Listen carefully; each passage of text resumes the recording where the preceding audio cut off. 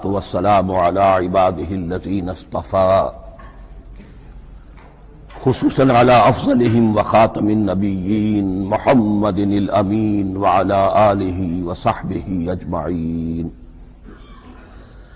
أما بعد فأعوذ بالله من الشيطان الرجيم. بسم الله الرحمن الرحيم. الحمد لله رب العالمين الرحمن الرحيم مالك يوم الدين إياك نعبد وإياك نستعين اهدنا الصراط المستقيم صراط الذين أنعمت عليهم غير المغضوب عليهم ولا الضالين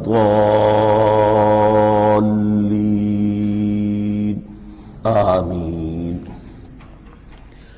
رب اشرح لي صدري ويسر لي أمري واحلل عقدة من لساني يفقهوا قولي. اللهم ربنا ألهمنا رشدنا وأعذنا من شرور أنفسنا. اللهم أرنا الحق حقا وارزقنا اتباعه وأرنا الباطل باطلا وارزقنا اجتنابه.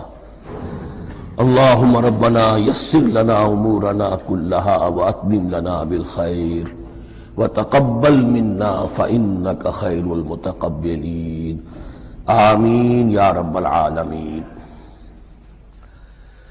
معزز حاضرین اور محترم خواتین، ہم اللہ کے نام سے اس سال کی نماز تراویح کے ساتھ دورہ ترجمہ قرآن کا آغاز کر رہے ہیں۔ اس سے پہلے میں عرض کر چکا ہوں کہ اب میری عمر بھی کافی ہو چکی ہے، قمری حساب سے 68 برس مکمل ہو چکے ہیں، اور مختلف قسم کے عوارض بھی مجھے لاحق ہیں، اور بہت سے احباب نے اور رفقاء نے مشورہ دیا تھا کہ میں اتنا بڑا بوجھ اپنے ذمے نہ لوں، لیکن میں نے خالصتاً توکلاً علی اللہ اس کی ہمت کی، اس کا ارادہ کیا، اس کے لیے اہتمام بھی خصوصاً ہوا ہے۔ مجھے اندازہ ہے کہ اب میرے خیالات کی جو رو ہے وہ اب اتنی تیز نہیں ہے جتنی کبھی ہوا کرتی تھی۔ کراس ریفرنسز بھی جو ہیں قرآن حکیم کے وہ اتنے مستحضر نہیں ہیں جتنے کبھی ہوتے تھے، بلکہ واقعہ یہ ہے کہ میری زبان بھی بعض اوقات لڑکھڑاتی ہے، اس لیے کہ مجھے جو ادویات استعمال کرنی پڑتی ہیں ان کا اعصاب پر بھی اثر ہوتا ہے، اور جو ہمارے اعضائے رئیسہ ہیں ان پر بھی اثر ہوتا ہے۔ بہرحال ان سب کے علی الرغم اللہ کا نام لے کر آغاز کر رہے ہیں۔ میری انتہائی نگارش یہی ہے، تیرے نام سے ابتدا کر رہا ہوں۔ ابھی میں نے سورہ فاتحہ کی تلاوت کی اور آپ نے سماعت فرمائی۔ یہ سورہ مبارکہ مصحف کے اعتبار سے تو پہلی سورت ہے ہی، سب کو معلوم ہے، لیکن یہ بھی نوٹ کر لیجئے کہ یہ نزول کے اعتبار سے بھی سب سے پہلی مکمل سورت جو حضور پر نازل ہوئی وہ یہی ہے۔ اس سے قبل متفرق آیات نازل ہوئیں، 5 آیتیں سورہ علق کے آغاز میں، کچھ آیتیں سورہ قلم یا سورہ نون کے آغاز میں، کچھ آیتیں سورہ مزمل کی ابتدا کی، کچھ آیتیں سورہ مدثر کے آغاز کی۔ 5ویں وحی تقریباً اس پر اجماع ہے کہ یہ سورۃ الفاتحہ کی ہے، اور یہ مکمل سورت ہے جو حضور پر نازل ہوئی۔ سورۃ الفاتحہ کے معنی ہوئے افتتاحی سورت، فتح یفتح کے معنی ہے کھولنا، مفتاح کنجی کو کہتے ہیں، چابی کو۔ تو یہ اوپننگ سورہ آف دی قرآن، قرآن حکیم کی افتتاحی سورت۔ ویسے جیسا کہ میں تعارف قرآن کے ضمن میں عرض کر چکا ہوں، عربوں کا یہ مزاج تھا کہ جس چیز سے انہیں خصوصی محبت ہوتی تھی اس کے بہت سے نام رکھتے تھے۔ اس کے بھی بہت سے نام ہیں۔ سورۃ الفاتحہ سب سے عام ہے، لیکن الکافیہ، الشافیہ، ام القرآن، اساس القرآن، کم سے کم یہ 4 نام تو میں سمجھتا ہوں کہ ہر مسلمان کو مزید معلوم ہونے چاہیے، اور بھی بہت سے نام ہیں۔ اس سورہ مبارکہ کی بالاتفاق و بالاجماع 7 آیتیں ہیں، اگرچہ ان کی ترتیب میں کچھ اختلاف ہے۔ ایک رائے یہ رائے امام شافعی کی بھی ہے اور بصرہ کے جو قراء تھے ان کی بھی ہے کہ آیت بسم اللہ بھی سورہ فاتحہ میں شامل ہے، اس کا جز ہے، وہ اس کو شامل کر کے پھر 7 آیتیں بناتے ہیں، تو آخری جنہیں ہم 2 آیتیں سمجھتے ہیں صراط الذین انعمت علیہم غیر المغضوب علیہم ولا الضالین، وہ ان کے نزدیک ایک آیت ہے۔ تو گویا کہ نتیجہ یہ نکلا کہ آیتوں کی تعداد 7 ہی رہتی ہے۔ امام ابو حنیفہ رحمۃ اللہ علیہ کا موقف اور کوفے کے جو قراء تھے ان کا بھی موقف یہ ہے کہ آیت بسم اللہ نہ سورہ فاتحہ کا جز ہے نہ کسی اور سورت کا جز ہے، سوائے ایک مقام پر جہاں حضرت سلیمان علیہ السلام کا خط جو ہے نقل ہوا ہے، جنہوں نے ملکہ سما کو لکھا تھا انہ من سلیمان و انہ بسم اللہ الرحمن الرحیم، تو قرآن کے متن میں صرف اسی جگہ پر یہ آیت شامل سمجھتے ہیں، باقی یہ صرف علامت کے طور پر کہ یہاں سے ایک نئی سورت شروع ہو رہی ہے درج کی گئی ہے۔ اس سورہ مبارکہ کو الصلاح قرار دیا گیا ایک حدیث میں، اس کا جو اسلوب ہے وہ دعا کا ہے، اور دعا کے ساتھ اس کی جو مناسبت ہے اور پھر اسی کی وجہ سے ہماری نماز کا یہ جزو لا ینفک بنا دیا گیا، بلکہ ایک حدیث جو میں آپ کو سناؤں گا اس میں اسی کو نماز قرار دیا گیا، الصلاح یہی ہے۔ ویسے وہ حدیث مبارک موجود ہے من لم یقرأ بفاتحۃ الکتاب لا صلاۃ لمن لم یقرأ بفاتحۃ الکتاب، جو شخص سورہ فاتحہ کی تلاوت نہیں کرتا اس کی کوئی نماز نہیں۔ اس کے حوالے سے بھی ہمارے ہاں 2 مسلک ہے، ذکر صرف اس لیے کر رہا ہوں کہ آپ کے علم میں ہو، ان میں کوئی بنیادی فرق نہیں ہے، کسی بھی ایک رائے کا انسان قائل اور حامل ہو سکتا ہے بغیر اس کے کہ دوسرے کو بالکل غلط قرار دے، بلکہ یہ کہ اس کے لیے بھی گنجائش اپنے ذہن میں اور اپنے دل میں رکھے۔ تو ایک رائے یہ ہے کہ یہ میں کیا عرض کر رہا تھا کوئی بھول گیا ہوں،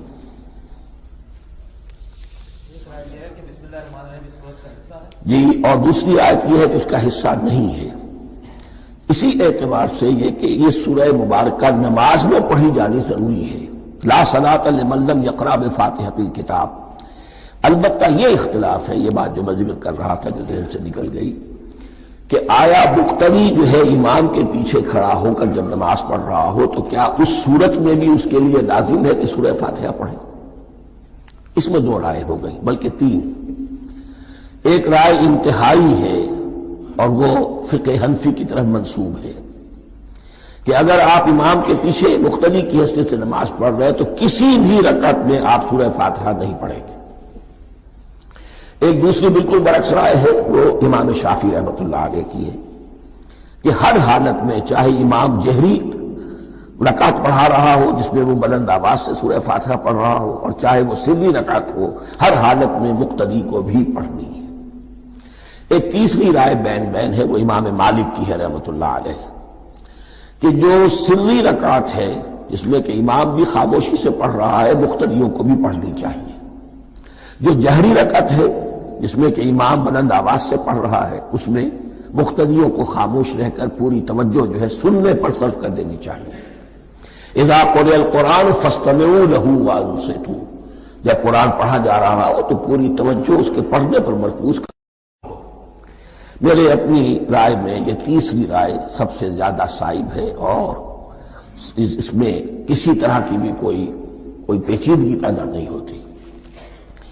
بہرحال اس سورہ مبارکہ کا جو اسلوب ہے میں نے عرض کیا دعائیہ ہے، البتہ قرآن مجید کے علم اور حکمت کے اعتبار سے، اس کے فلسفے کے اعتبار سے ایک بات سمجھ لینی چاہیے۔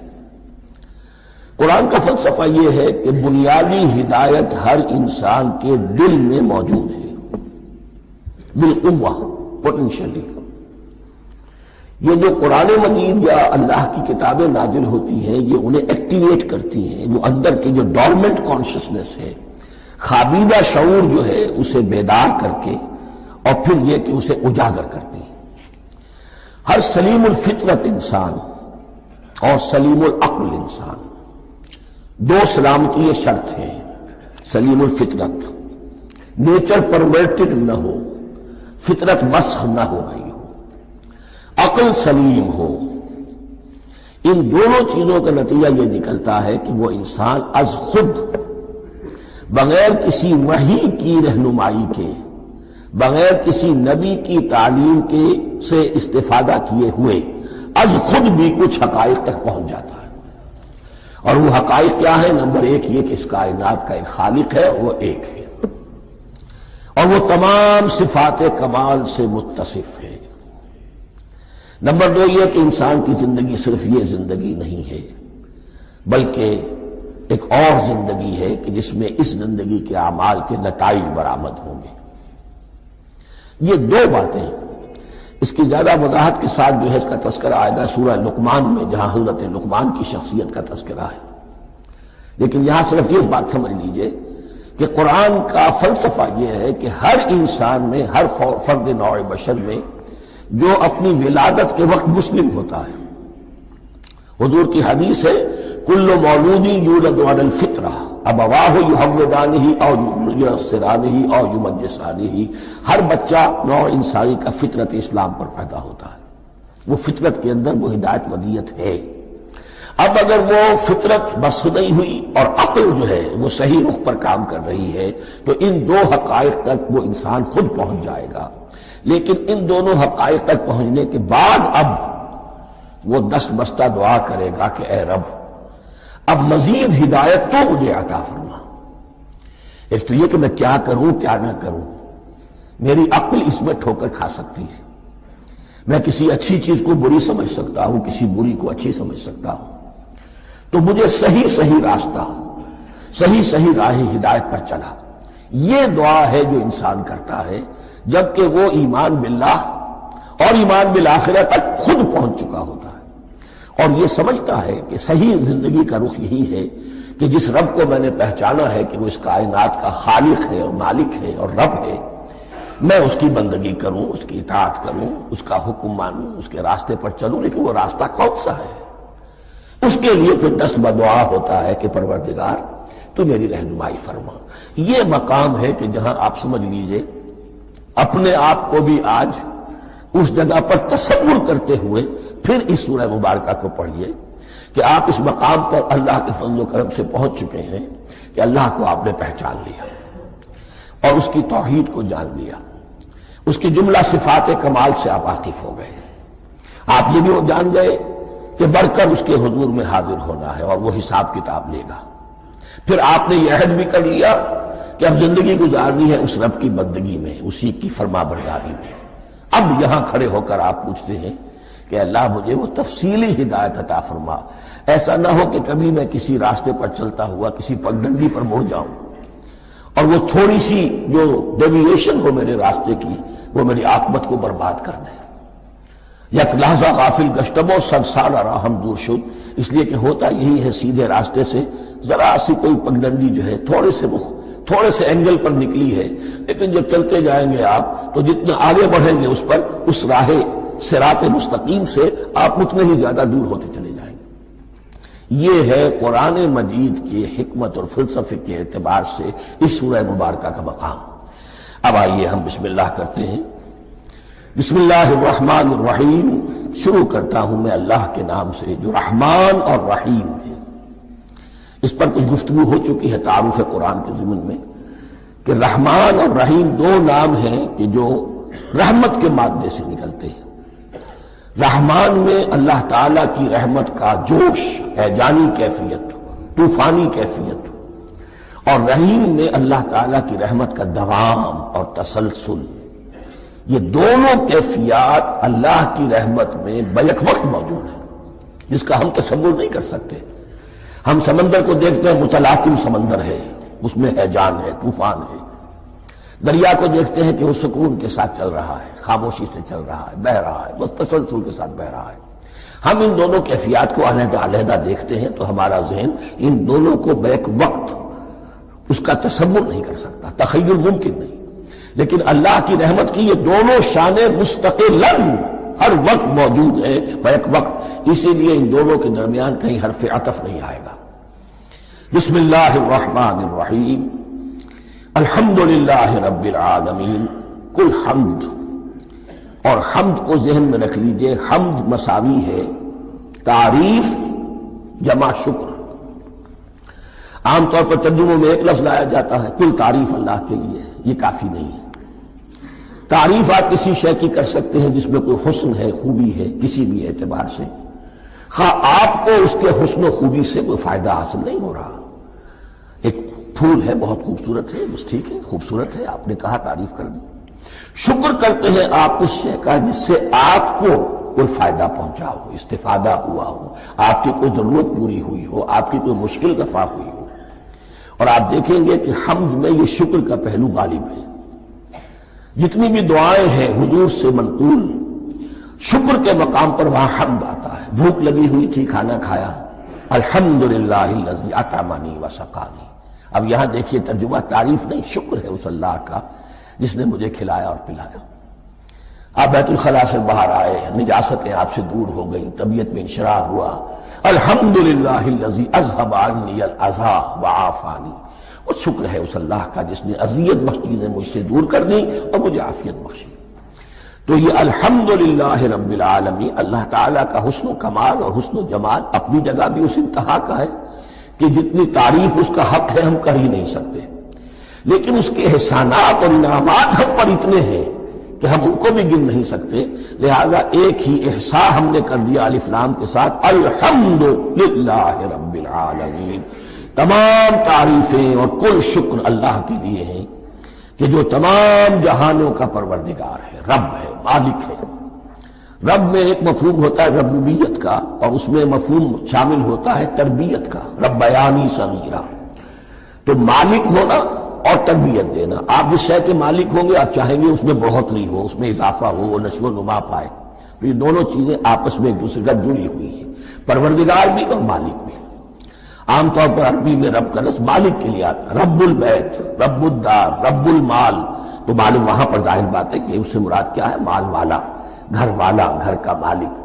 تو کل شکر اور کل تعریف اس اللہ کے لیے ہے جو تمام جہانوں کا مالک بھی ہے اور پروردگار بھی ہے۔ الرحمن الرحیم، رحمان ہے اور رحیم ہے۔ اب دوبارہ اس کی میں وضاحت نہیں کروں گا۔ مالک یوم الدین، یوم دین کا مختار مطلق ہے۔ دین عربی زبان میں کہتے ہیں بدلے کو، دناہم کما دانو، کما تدینو تو دانو، یہ کہاوت ہے۔ جیسے اردو میں ہم کہتے ہیں جیسا کرو گے ویسا بھرو گے، کما تدینو تو دانو۔ تو یہ ہے بدلہ، اس کا بنیادی مفہوم جو ہے وہ بدلہ ہے۔ تو بدلے کا ایک دن ہے جس دن فیصلہ ہوگا کہ کون کیا کما کر لایا ہے اور اسے کیا بدلہ ملنا چاہیے۔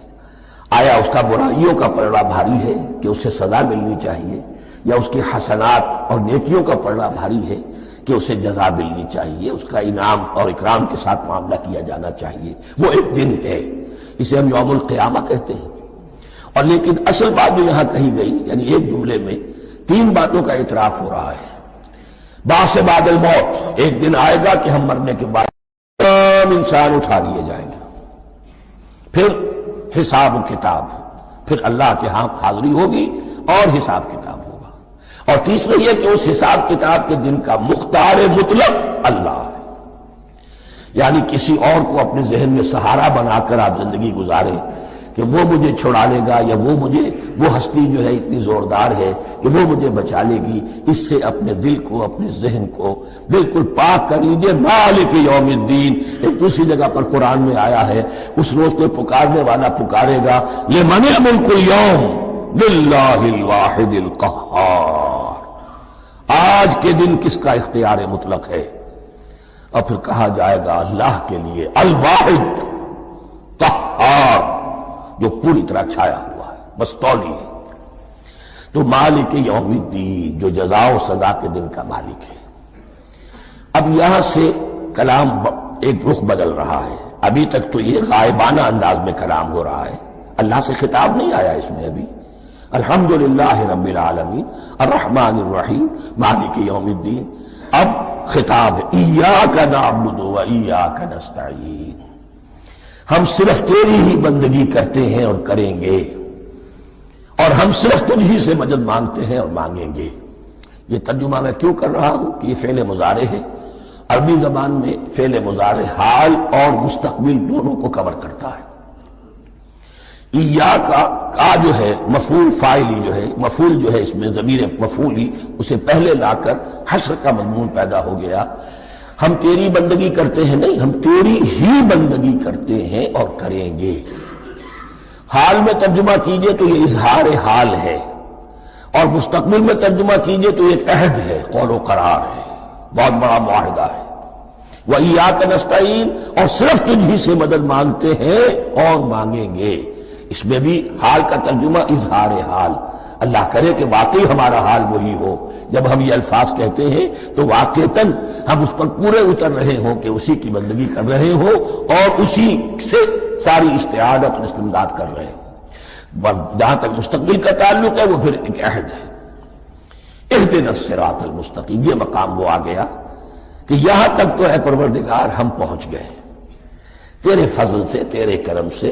فطرت سلیمہ بھی تیری عطا کردہ تھی، عقل سلیم بھی تیری ودیعت کردہ تھی، ان دونوں کی روشنی سے ہم یہاں تک تو پہنچ گئے۔ اب ہماری جو ضرورت ہے، احتیاج ہے، وہ کیا ہے؟ اہدنا الصراط المستقیم، ہدایت بخش ہمیں سیدھے راستے کی۔ یہاں دو باتیں سمجھ لیجئے، انفرادی سطح پر انسان کے لیے نہ معلوم کتنے مرحلے آتے ہیں ہر روز کہ جس میں وہ ایک چھٹک کر کھڑا ہو جاتا ہے، یہ کروں یا یہ کروں، دو آلٹرنیٹو سامنے آ رہے ہیں، فیصلہ کرنا مشکل ہو رہا ہے، قدم قدم پر ہدایت کی ضرورت ہے۔ اور اجتماعی طور پر نوع انسانی تین بڑے بڑے تمدنی مسائل میں واقعہ یہ ہے کہ تسلیم کر لیا جانا چاہیے کہ عقل انسانی اس کو راستہ نہیں دکھا سکتی۔ عام معاشرتی سطح پر مرد اور عورت کے درمیان حقوق اور اختیارات کا کیا توازن ہو، ناممکن ہے، انسان طے نہیں کر سکتا۔ انسان یا مرد ہے یا عورت ہے، عورت سوچے گی اپنے جذبات کا، اپنے خیالات کا لحاظ رکھے گی، مرد کے جذبات و احساسات کا اس کا کوئی تصور ہی ممکن نہیں۔ مرد سوچے گا اسے اپنے احساسات معلوم ہے، لیکن یہ کہ عورت کے احساسات سے وہ نابلد ہے، ان کو محسوس کر ہی نہیں سکتا۔ لا محالہ وہ اپنے بارے میں وہ جو بھی نظام بنائے گا اس میں وہ اپنی بالادستی رکھے گا۔ وہ تو ایک ہی ہستی ہو سکتی ہے کہ جو دونوں کی خالق ہے، مرد کی بھی عورت کی بھی، اور اس کو دونوں سے محبت ہے، دونوں کا خیر خواہ ہے، دونوں کا رب ہے، دونوں کو پروان چڑھانا چاہتا ہے۔ اسی طرح فرد اور معاشرہ یا ریاست، حکومت اور ریاست ہمیشہ یہ چاہتی ہے کہ سارے اختیارات ہمارے ہاتھ میں آ جائیں، ٹوٹلیٹیرین سوسائٹی ہو، بس ہم حکم دیں اور لوگ اس پر چلیں۔ افراد یہ چاہتے نہیں، ہمیں آزادی ہونی چاہیے۔ اب آپ دیکھیے کہ دنیا میں کتنے جھگڑے چلتے ہیں اسی پر، فریڈم فریڈم فریڈم۔ وہ فریڈم واقعتاً اپنی جگہ پر ایک شے ہے، افراد کی آزادی ہونی چاہیے، لیکن افراد کی آزادی اتنی نہ ہو جائے کہ وہ مادر پدر آزاد ہو جائے، کوئی قانون، کوئی قاعدہ، کوئی اخلاقی کوئی حدود اور قیود جو ہے ان کا پابند نہ رہے۔ تو اب کہاں ہے وہ نقطہ اعتدال کہ جس میں انسان کی انفرادی آزادی، انفرادی اختیار اور ادھر اجتماعی مصلحتیں جو ہیں ان کو بیلنس کیا جا سکے؟ انسان طے نہیں کر سکتا، صرف اللہ ہی اس کے لیے نظام دے سکتا ہے۔ تیسرا مسئلہ ہے سرمایہ اور محنت، اس میں کیا توازن ہو؟ سرمایہ اور محنت دونوں مل کر کچھ بنا رہے ہیں، کچھ پروڈیوس کر رہے ہیں۔ اب اس میں نفع جو ہوا ہے اس میں سرمایہ کا کتنا حصہ ہونا چاہیے اور لیبر کا کتنا ہونا چاہیے، کون طے کر سکتا؟ اس کے لیے بھی کہ ایسا نہ ہو کہ سرمایہ داری جو ہے آکاش بیل بن کر پورے معاشرے پر چھا جائے اور غریب بیچارہ، مزدور بیچارہ، کاشتکار بیچارہ وہ گویا کہ چکی کے دو پارٹوں میں پس کر رہ جائے، اس کی کوئی حیثیت نہ رہ جائے۔ لیکن یہ کہ دوسری طرف اگر یہ کہ مزدور کا جو حق ہے اس سے زیادہ اس کو دے دیا جائے تو سرمایہ جو ہے وہ سکڑ جائے گا، شائی ہو جائے گا، وہ پھر میدان میں نہیں آئے گا۔ کیا کیا جائے؟ کون سا نقطہ عدل و اعتدال ہے؟ یہ تین مسائل ایسے ہیں، اہدنا الصراط المستقیم۔ تو یوں سمجھیے کہ ایک جو بنیادی ہدایت تھی، ایک اللہ کو پہچان لینا، یہ جان لینا کہ کل حسن و جمال اور تمام انعام و اکرام کا منبع اس کی ذات ہے، وہ رحمان ہے اور رحیم ہے، اور یہ جان لینا کہ مرنے کے بعد جی اٹھنا ہے، حساب کتاب ہے، فیصلہ ہوگا جزا و سزا کا، اور مختار مطلق اس دن کا اللہ ہے۔ پھر یہ عہد کر لینا ایاک نعبد و ایاک نستعین. اس کے بعد دعا پروردگار ہمیں ہدایت پر قائم رکھ، ہماری ہدایت میں اضافہ فرما. اس ہدایت کے لفظ کو سمجھ لیجئے، بنیادی ہدایت، تفصیلی ہدایت، قدم قدم پر ہدایت، ہدایت پر ہدایت. والذین اہتدوا زادہم ھدی، جو لوگ ہدایت کے راستے پر آتے ہیں اللہ ان کی ہدایت میں اضافہ کرتا ہے. تو یہ قدم قدم پر ہمیں ہدایت کی ضرورت ہے اور مرحلہ وار ضرورت ہے. ہدایت اس کو بھی کہتے ہیں کہ کسی نے آپ سے کوئی پتہ پوچھا، آپ نے کہا ادھر جانا، پھر دوسری گلی میں مڑنا، پھر جانا دو تین لائٹیں چلے جانا، پھر مڑنا وغیرہ وغیرہ، یہ بھی ہدایت ہے. نظری طور پر آپ نے بتایا ہے. ایک ہدایت یہ ہوئی کہ بھائی میں چلتا ہوں آپ کے ساتھ، میں آپ کو وہاں تک پہنچا دوں گا تاکہ آپ کو دقت نہ ہو، آپ نے منزل تک پہنچا دیا. ان دونوں کے درمیان، یہ تو میں نے ایک فرد کی مثال دی ہے، اللہ اور بندے کے درمیان نہ معلوم کتنے مراحل ہیں ہدایت کے. تو کسی وقت بھی انسان اپنے آپ کو ہدایت خداوندی سے مستغنا نہیں سمجھ سکتا، اور نہیں تو پروردگار جو ہدایت دی ہے اس کو ہدایت پر قائم رکھ. کیا پتہ شیطان کا کوئی حملہ، کیا پتہ ہمارے نفس کی کوئی شرارت کسی ایسے رخ پر ہمیں ڈال دے کہ اب تک کی ساری کمائی بھی ضائع ہو جائے. لہذا یہ نہ سمجھیے کہ جب یہ ساری چیزیں ان کو معلوم تھی، ان چیزوں کا تو اقرار کر رہے تو اب ہدایت کون سی مانگ رہے ہیں. تو ہدایت کا تو بڑا میدان کھلا ہوا ہے، اور اس ہدایت کی وہ جو میں نے آخری شکل آپ کو بتائی ہے کہ منزل مقصود تک پہنچا دے، یہ ہدایت بھی قرآن مجید میں اس معنی میں بھی لفظ آیا ہے کہ اہل جنت جب جنت میں داخل ہوں گے تو جو ترانہ حمد ان کی زبان پر اس وقت ہوگا وہ کیا ہے؟ الحمدللہ الذی ہدانا لہذا وما کنا لنہتدی لولا ان ہدانا اللہ. کل شکر اللہ کا جس نے ہمیں یہاں تک پہنچا دیا، ہدایت دی یہاں تک پہنچا دیا، اور ہم ہرگز نہ پہنچ پاتے، ہم ہرگز ہدایت یافتہ نہ ہو سکتے اگر اللہ ہی ہمیں ہدایت نہ دیتا. اہدنا الصراط المستقیم، سیدھا راستہ. صراط الذین انعمت علیہم، اب اس کی مزید وضاحت ہے. راستہ اس کا ان لوگوں کا جن پر تیرا انعام ہوا. یہ کون لوگ ہیں؟ اس کی وضاحت آپ کو ملے گی سورہ نساء میں. من یطع اللہ والرسول فاولئک مع الذین انعم اللہ علیہم من النبیین والصدیقین والشہداء والصالحین. 4 طبقات ہیں منعم علیہم جن پر اللہ کا انعام ہوا ہے. چوٹی پر انبیاء کرام، اس کے بعد صدیقین کرام، اس کے بعد شہداء عظام، اس کے بعد عام صالح مسلمان صالح ہو. یہ بیس لائن ہے. اس سے اوپر کا درجہ شہداء کا ہے، اس سے اوپر کا درجہ صدیقین کا ہے، اور پھر کا درجہ انبیاء کا ہے. انبیاء میں سے پھر وہ بھی ہوتے ہیں کہ جو اولو العزم میں من الرسل ہیں. لیکن یہ 4 طبقات ہیں، ان کے راستے پر ہمیں چلا. غیر المغضوب علیہم ولا الضالین، جو مغضوب علیہم نہیں ہوئے، جن پر تیرا غضب نہیں ہوا. اور غضب ہوتا ہے ان پر کہ جو ہدایت کے واضح ہونے کے بعد ہدایت کو ترک کر دیں، وہ ہے مغضوب علیہم. جنہیں ہدایت مل گئی ہو، ہدایت کو پہچان لیا ہو، پھر اپنی شرارت نفس کی وجہ سے، اپنی نفسانیت کی وجہ سے، اپنے تکبر کی وجہ سے، اپنے حسد کی وجہ سے وہ اس حق کو رد کر دیں، اس کو ترک کر دیں. ان پر اللہ کا غضب آتا ہے. اور اس میں اس کی بہت بڑی مثال تاریخ کے اعتبار سے یہودی ہے. اللہ نے انہیں ہدایت دی، کتابیں عطا کی، تورات، انجیل، زبور، سینکڑوں نبی ان میں مبعوث کیے. 1400 برس تک نبوت کا تار ٹوٹا ہی نہیں، مسلسل. ابتدا میں بھی 2 نبی، موسیٰ اور ہارون، اور اختتام پر بھی 2 نبی، عیسیٰ اور یحییٰ علیہ السلام. اور ان کے مابین کوئی لمحہ نہیں آیا ہے تاریخ بنی اسرائیل میں جبکہ کوئی نہ کوئی نبی موجود نہ ہو. لیکن انہوں نے اپنی شرارت نفس کی وجہ سے ہدایت تورات سے بھی منہ موڑا، اور پھر سب سے بڑی بات یہ کہ ہدایت محمدی سے، ہدایت قرآنی سے بھی صلی اللہ علیہ وسلم منہ موڑا. وہ ہے مغضوب علیہم ولا الضالین، اور نہ ہی گمراہ ہوئے. یہ لفظ جو آتا ہے عربی زبان میں گمراہ کا بھی ہے اور تلاش حق میں بھٹکنے والے کا بھی ہے. ایک وہ شخص ہے جس پر حق ابھی واضح نہیں ہوا، وہ تلاش میں ہے، اس کے لیے بھی ضال کا لفظ آئے گا. اسی طرح کوئی شخص کسی کے عشق اور محبت میں ایسا ہو جائے، دیوانہ ہو جائے، اس کو بھی ضال کہتے ہیں، یعنی اس کے اوپر جذبات کا اتنا غلبہ ہو گیا ہے کسی کی محبت اور عشق کی بنا پر۔ تو حضور کے لیے یہ لفظ آیا ہے وَوَجَدَكَ ضَالًّا فَهَدَىٰ، اور یہ تو سورۃ الضحیٰ ہے، اکثر بیشتر لوگوں کو یاد ہوگی۔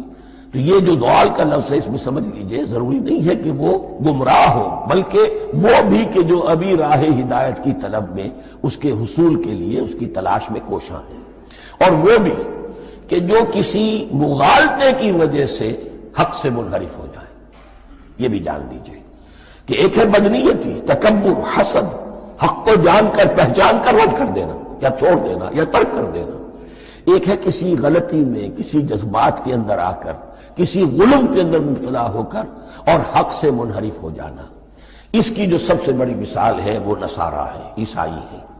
حضرت مسیح کو انہوں نے مانا لیکن غلو کیا، یہ لفظ آئے گا آگے، لا تغلو فی دینکم، اپنے دین میں غلو نہ کرو۔ جیسے ہمارے ہاں بھی بعض لوگ ہیں جو حضور صلی اللہ علیہ وسلم کی تعریف میں، حضور صلی اللہ علیہ وسلم کے ساتھ اپنی محبت کے اظہار میں غلو کر جاتے ہیں۔ یہ انتہا درجے کو ہو گیا تھا حضرت مسیح علیہ السلام کے ماننے والوں میں، اور اس کی بنا پر انہوں نے تثلیث کا عقیدہ ایجاد کر لیا اور حضرت مسیح علیہ السلام کو اللہ کا بیٹا بنا دیا۔ تو اس کی سب سے بڑی مثال ضالین کی اس اعتبار سے کہ ہدایت پانے کے بعد کسی بدنیتی سے نہیں بلکہ کسی اچھے جذبے میں غلو کی وجہ سے، رسول سے محبت کرنا تو اچھا جذبہ ہے لیکن یہ محبت بھی ایک حد میں رہنی چاہیے، غلو کرے گی تو ظاہر بات ہے کہ اس کے بعد وہ گمراہی کی طرف لے جائے گی۔ تو یہ ہے اس سورہ مبارکہ کا ترجمہ، اور اس کے بعد آخر میں آمین کہنا یہ مسنون بھی ہے، کہنا چاہیے۔ البتہ اختلاف یہاں بھی صرف اتنا ہے کہ نماز میں جب آپ امام کے ساتھ ہیں، وہ اگر جہری قرات کر رہا ہے تو آیا اس کے بعد آپ کو بھی بالجہر کہنا ہے آمین یا نہیں کہنا، یہ اختلاف ہے، ان میں کوئی فرق واقع نہیں ہوتا۔ یہ چیز متفق علیہ کہ کہنا ہے آمین، بلکہ یہ آمین تو یہودیوں میں ہے، یہ آمین جو ہے یہ عیسائیوں میں بھی ہے۔ ان کی بھی جو پریئر، لارڈس پریئر ہے، اس کے بعد آمین، وہ آمین کہتے ہیں، وہ فرق، وہ لفظ ایک ہی ہے، اس لیے کہ عبرانی زبان اور عربی زبان، یا تو ہم یہ کہہ سکتے ہیں کہ دونوں بہنیں ہیں، کوئی ایک مشترک زبان تھی ان کی ماں جس کی یہ دو بیٹیاں ہیں، اور یا یہ کہنا پڑے گا کہ عربی زبان کی ماں جو ہے وہ عبرانی زبان ہے۔ بہرحال بڑا قریبی رشتہ عربی کا اور عبرانی کا ہے، اس اعتبار سے وہ آمین۔ اب آپ کو معلوم ہے ہم السلام علیکم وہ کہتے ہیں، وہ سلام کہتے ہیں، فرق کیا ہے؟ وہ تو تلفظ کا فرق ہے۔ اسی طریقے سے اور بہت سے الفاظ ہیں، میں بعد میں بتا۔ اب میں اس سورہ مبارکہ کے بارے میں خاص حدیث آپ کو سنانا چاہتا ہوں، اور اسی سے در حقیقت جو امام ابو حنیفہ کا موقف ہے رحمۃ اللہ علیہ، اس کی حقانیت مزید مبرہن ہو جائے گی۔ یعنی کیا کہ آیت بسم اللہ سورہ فاتحہ کا جز نہیں ہے، سورہ فاتحہ الحمدللہ رب العالمین سے شروع ہوتی ہے۔ وہ میں آپ کو بتانا بھول گیا کہ جن کے نزدیک یہ سورت کا جز ہے وہ پھر جہری قرات میں بسم اللہ الرحمن بھی بلند آواز سے کہیں گے، اور جن کے نزدیک یہ سورہ فاتحہ کا جز نہیں ہے وہ نہیں کہیں گے، وہ الحمدللہ رب العالمین سے قرات کریں گے۔ تو کوئی فرق نہیں ہے بنیادی۔ یہ حدیث جو ہے یہ مسلم شریف میں ہے اور حدیث قدسی ہے، اس کے راوی حضرت ابو ہریرہ ہے رضی اللہ تعالی عنہ، اور اس حدیث نے اس سورت کے مضامین کا نہایت عمدہ تجزیہ کر دیا ہے۔ حدیث کے الفاظ سن لیجئے، قسمت الصلاۃ بینی و بین عبدی نصفین۔ اللہ تعالیٰ فرما رہے ہیں، حدیث قدسی ہے، میں نے نماز کو، صلاۃ کو اپنے اور اپنے بندے کے درمیان آدھا آدھا تقسیم کر لیا۔ فنصفها لی ونصفها لعبدی، اس کا نصف جو ہے وہ میرے لیے ہے اور نصف جو ہے وہ میرے بندے کے لیے ہے۔ وَلِعَبْدِي مَا سَأَلَ، اور جو میرے بندے نے مانگا میں اسے دوں گا، میرا وعدہ ہے یا میں نے اسے دیا۔ اس کے بعد اس کی تفصیل آتی ہے، اذا قال العبد، جب بندہ کہتا ہے الحمدللہ رب العالمین، قال اللہ حمدنی عبدی، جب بندہ کہتا ہے الحمدللہ رب العالمین، اللہ فرماتا ہے میرے بندے نے میری حمد کی۔ وَإِذَا قَالَ الرَّحْمَٰنِ الرَّحِيمِ قَالَ اللَّهُ اثْنَىٰ عَلَيَّ عَبْدِي، جب بندہ کہتا ہے الرحمن الرحیم، اللہ فرماتا ہے میرے بندے نے میری ثنا کی۔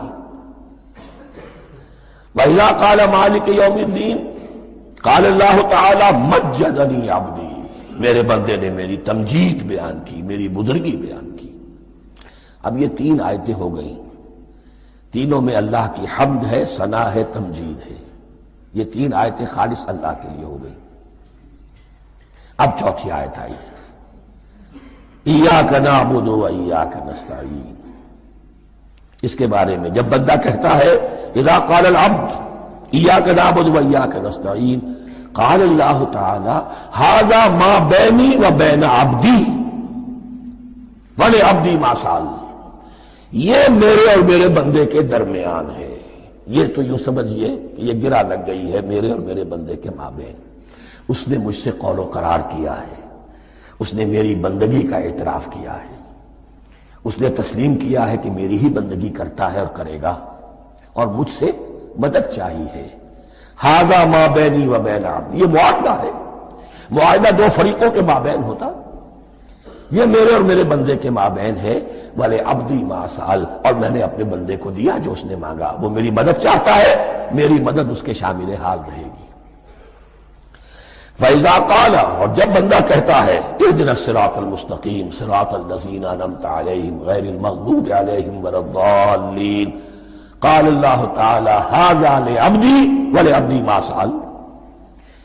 یہ تین آیتیں یہ میرے بندے کے لیے، اهْدِنَا الصِّرَاطَ الْمُسْتَقِيمَ، اسی صراط مستقیم کی وضاحت ہے مثبت، صراط الذین انعمت علیہم، اسی صراط مستقیم کی وضاحت ہے منفی انداز میں، غیر المغضوب علیہم ولا الضالین۔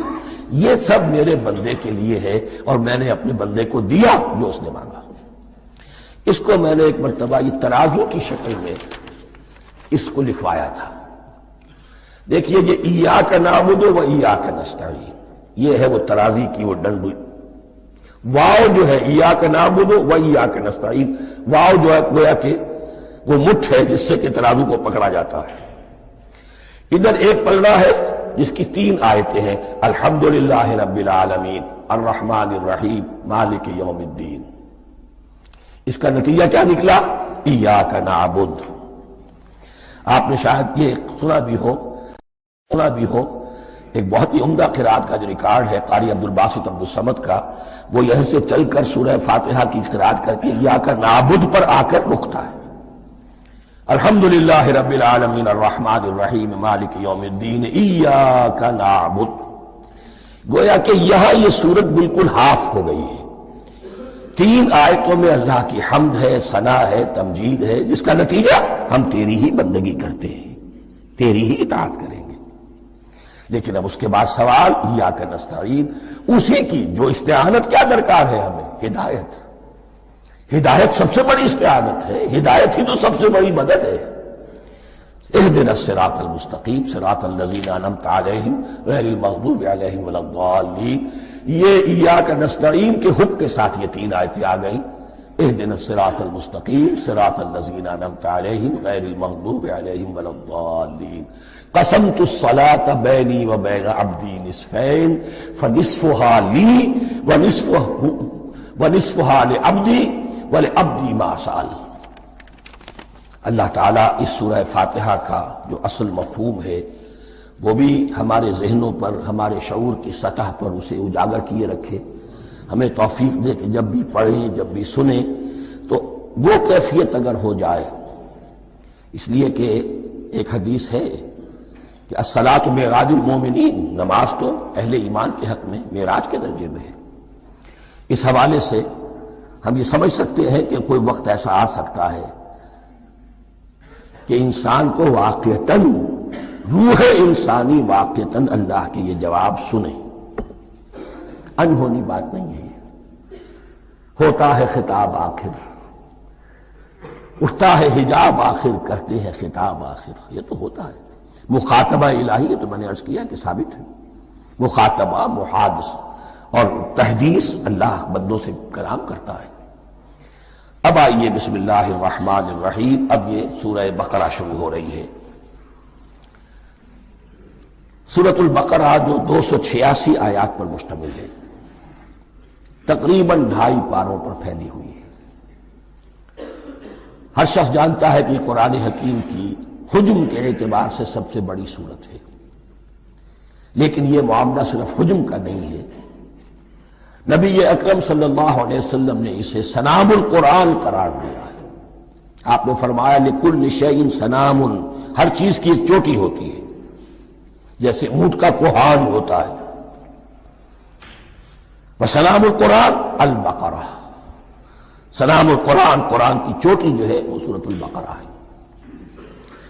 یہ نوٹ کر لیجئے جو میں نے کل آپ کو جو مختلف مکی اور مدنی صورتوں کے گروپوں کے بارے میں بتایا تھا کہ یہاں سے اب پہلی منزل بھی شروع ہو رہی ہے اور پہلا گروپ بھی شروع ہو رہا ہے، اور اس کے ساتھ جو اگلی صورت آئے گی وہ اس کا جوڑا ہے، سورہ آل عمران، جس کی سب سے نمایاں علامت یہ نوٹ کیجئے، یہ بھی الف لام میم سے شروع ہوئی، اگلی بھی الف لام میم سے شروع ہوگی۔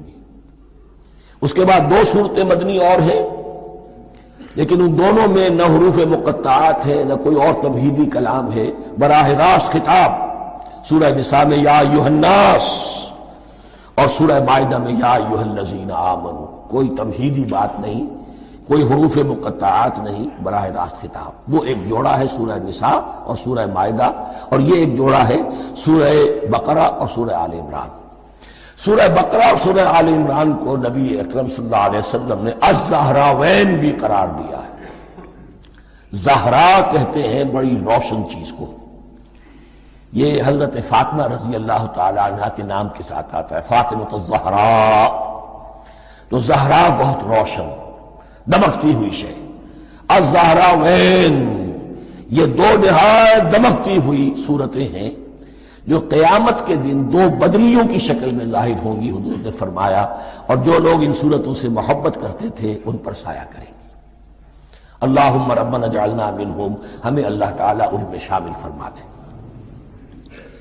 اس سورہ مبارکہ کو دو حصوں میں تقسیم سمجھیے۔ ویسے تو یہ کہ رکوع آئیں گے، پارے بھی بدلیں گے اس میں، لیکن حصے دو ہیں۔ پہلے حصے میں اصل روح سخن سابقہ امت مسلمہ سے ہے، یہود سے، بنی اسرائیل سے۔ دوسرے حصے میں اصل خطاب موجودہ امت مسلمہ سے ہے، امت محمد سے صلی اللہ علیہ وسلم۔ پہلے حصے میں 18 رکوع ہیں لیکن آیات 152 ہیں، دوسرے حصے میں 22 رکوع ہیں لیکن آیات 134 ہیں۔ گویا کہ اس سے آپ کو توازن نظر آئے گا کہ اگرچہ ادھر رکوع کی تعداد کم ہے 18 لیکن آیات کی تعداد زیادہ ہے 152، دوسرے حصے میں رکوعوں کی تعداد زیادہ ہے 22 لیکن آیات کی تعداد 134۔ اسی لیے اس کا ایک نام میں نے تجویز کیا ہے، وہ اس لیے تاکہ کچھ حقائق آپ کے ذہنوں میں ان ناموں کے حوالے سے بھی انشاءاللہ محفوظ ہو جائیں گے۔ سورۃ الامتین، دو امتوں کی سورت، اس لیے کہ تقریباً نصف اس کی ساری بحث جو ہے، مرکزی بحث، وہ سابقہ امت مسلمہ بنی اسرائیل، اور دوسرا نصف اس میں سارا خطاب وہ ہے موجودہ امت مسلمہ یعنی امت محمد صلی اللہ علیہ وسلم۔ اس کا جو پہلے 18 رکوع ہے یا پہلا حصہ ہے، اس کے اندر ڈویژن فردر ہوگی ورٹیکل، عمودی، پہلے 4 رکوع، پھر 10 رکوع، پھر 4 رکوع۔ لیکن جو 22 رکوع ہیں دوسرے حصے کے، دوسرے نصف کے، اس میں ڈویژن جو ہے جو ہاریزونٹل ہے، وہ افقی تقسیم ہے، عمودی نہیں، افقی، وہ میں بعد میں بیان کروں گا جب ہم وہاں پہنچ جائیں گے۔ ان کو پہلے سمجھ لیجئے کہ اس پہلے حصے کی جو تقسیم میں نے کی ہے، پہلے 4 رکوع، پھر 10 رکوع اور پھر 4 رکوع۔ پہلے 4 رکوع یوں سمجھیے کہ پورے قرآن مجید کے لیے اس کی حکمت اور فلسفے کا جو حصہ مکی قرآن میں بیان ہو چکا تھا اس کا خلاصہ ہے۔ جب یہ سورت نازل ہو رہی ہے تو یہ تو مدینہ میں حضور تشریف لا چکے ہیں، 12-13 سال جو ہے گزر چکے ہیں، اور ان 12-13 سالوں کے دوران 2/3 قرآن نازل ہو چکا ہے۔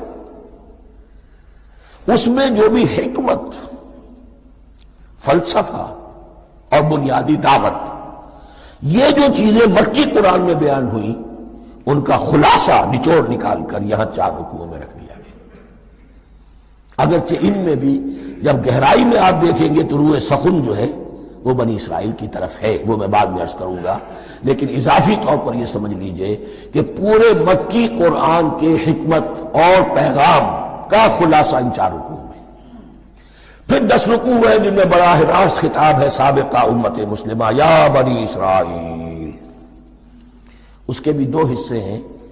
پہلے ایک رکوع میں دعوت ہے، بڑا انداز اس کا بڑا پیارا ہے، اس میں دعوت ہے، ایمان لاؤ محمد پر صلی اللہ علیہ وسلم۔ اور اس کے بعد 9 رکوع ہے ملامت کے، ملامت، تنقید، تم نے یہ کیا اور یہ کیا اور یہ کیا، ہم نے یہ احسان کیے، یہ احسان کیے، یہ احسان کیے، تم نے یہ ناشکری کی، یہ ناشکری کی، یہ ناشکری کی۔ اور اس سب کا نتیجہ آخری 4 رکوعوں میں ہے کہ اب تمہیں اس منصب سے معزول کیا جا رہا ہے جس پر تم 2000 برس تک 2000 برس تک فائز رہے ہو، اور تمہیں ہٹا کر اب ایک نئی امت محمد کی شکل میں جو وجود میں آ چکی ہے صلی اللہ علیہ وسلم، اسے اس پر فائز کیا جا رہا ہے۔ اور اس کی علامت کے طور پر اسے میں کہا کرتا ہوں کورونیشن، تاج پوشی۔ ایک امت معزول، دوسری امت اس کا نصب ہو رہا ہے، اس کی تاج پوشی کے لیے سمبل، علامت کیا ہے؟ قبلہ تحویل۔ وہ قبلہ یروشلم، سابقہ امت کا قبلہ اب ادھر رخ نہیں ہوگا، اب اہل توحید کا قبلہ یہ مکے کی طرف ہوگا، بیت اللہ کی طرف ہوگا۔ تو تحویل قبلہ کا مضمون ہے جو ان 4 رکوعوں میں آتا ہے۔ تو یہ میں نے تھوڑی سی تمہید جو ہے آپ کے سامنے رکھ دی ہے۔ اب بسم اللہ کیجئے۔ بسم اللہ الرحمن الرحیم، الف لام میم۔ الف لام میم یہ حروف مقطعات ہیں،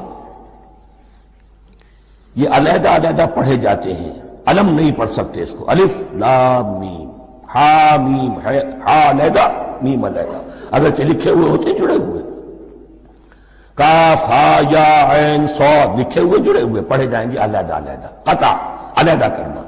تو حروف مقطعات، ان کے بارے میں ایک بات تو جو ہے اجماعی ہے، سب کے نزدیک مسلم ہے، ان کا کوئی حتمی مفہوم اور ان کے حتمی معنی کسی کو معلوم نہیں سوائے اللہ اور اس کے رسول کے۔ اس معنی میں یوں بھی کہا گیا یہ کوڈ ورڈز ہیں، جیسے کہ کوئی میسیجز جو ہیں ادھر ادھر بھیجے جاتے ہیں، سیکرٹ میسیجز، تو کچھ کوڈ ورڈز ہوتے ہیں جس سے سمجھ میں آتا ہے کہ یہ بات واقعتاً صحیح سورس سے آ رہی ہے، واللہ عالم۔ لیکن اس کا کوئی مفہوم اور اس کے معنی جو ہیں وہ اتفاق اس پر ہے، اگرچہ بعض حضرات نے کچھ اپنی سی کوشش کی ہے، کچھ مفہوم جو ہے بنانے کی، وہ اپنی جگہ پر ہے، لیکن یہ کہ کسی حضرت عبداللہ ابن عباس رضی اللہ تعالی عنہما نے بعض ایسی کوششیں کی ہیں، لیکن ان کی رائے کو بھی ان کی ذاتی رائے سمجھا گیا ہے، امت نے اسے قبول نہیں کیا۔ اجماع اور کنسنسس اسی پر ہے کہ اس کے معنی اور مفہوم کسی کو معلوم نہیں سوائے اللہ اور اس کے رسول کے۔ البتہ بعض چیزیں ایسی ہیں کہ وہ اگر نوٹ کر لی جائیں تو شاید آئندہ اس میں کچھ راز کھلنے کے امکانات پیدا ہو جائیں۔ دیکھیے عربی زبان کے جو الفابیٹس ہیں ان کی تعداد 29 ہے یا 28 ہے، میں بتا چکا ہوں۔ الف اور حمزہ کو ایک سمجھے تو 28 ورنہ 29۔ پہلی بات یہ نوٹ کیجئے، قرآن حکیم کی 114 سورتوں میں سے 29 سورتوں میں ان کے شروع میں یہ حروف مقطعات آئے۔ دوسری بات یہ کہ اس میں 28 کا نصف کیجئے تو 14 استعمال ہوئے، 14 نہیں استعمال ہوئے، بالکل آدھی تعداد استعمال ہوئی ہے۔ تیسرے یہ کہ جو شروع اور آخر اور درمیان 3 حصوں میں تقسیم کر دیجئے آپ، 9 9 9 پلواڑی 27، ایک طرف 10 رہ جائیں گے۔ پہلے حصے میں سے بہت کم حروف لیے گئے، بہت کم۔ آخری حصے کے تقریباً تمام حروف ہیں، تقریباً۔ درمیانی حصہ وہ ہے کہ جس میں آپ نے دیکھا ہے کہ عربی میں جوڑوں کی شکل میں ہے، صاد ضاد، فرق کیا ہے نقطے کا، سین شین فرق کیا ہے نقطوں کا، را زا فرق کیا ہے نقطے کا۔ تو جو بھی نقطے والا لفظ ہے وہ نہیں لیا گیا، اور جو بغیر نقطے کے غیر منقوط ہے وہ لیا گیا۔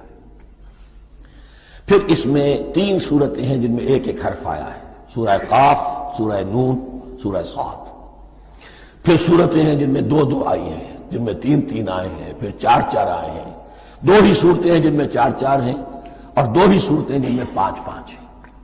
تو یہ ہے صرف یوں سمجھئے کہ اعداد و شمار۔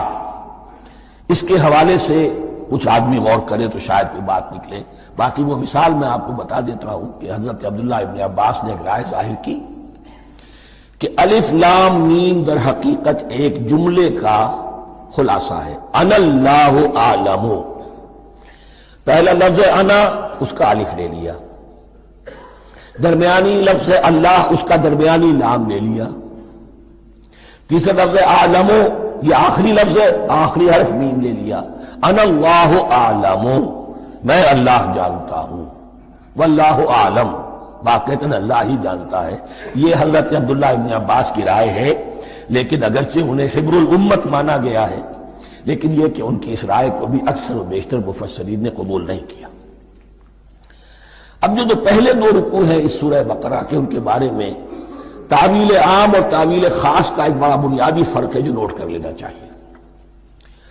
جس وقت یہ صورت نازل ہو رہی ہے، میں عرض کر چکا ہوں کہ 12 سال ہو چکے تھے حضور کو اپنا فریضہ نبوت و رسالت ادا کرتے ہوئے۔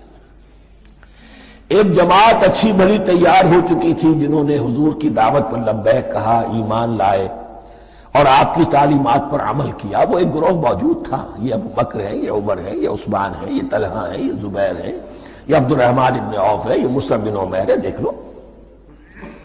اور ایک گروہ وہ تھا کہ جو حق کو جان کر پہچان کر محض اپنی ضد اور حق درمی کی باعث وہ کفر پر آ گیا تھا۔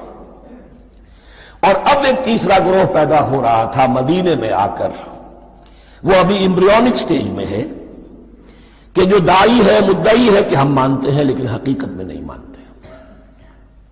یہ 3 قسم کے گروہ دنیا میں ہمیشہ پائے جائیں گے، ہمیشہ۔